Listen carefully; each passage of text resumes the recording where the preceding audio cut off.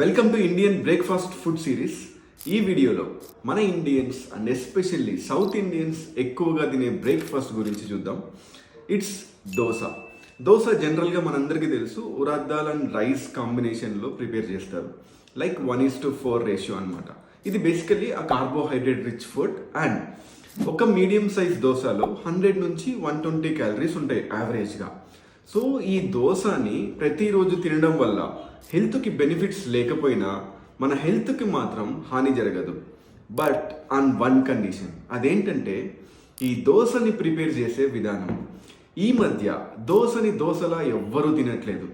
బెంగళూరులో ఒక ఫేమస్ రెస్టారెంట్లో గీలోకి దోశ పోస్తున్నారా లేకపోతే దోశలో గీ పోస్తున్నారా అనేది అర్థం కాదు.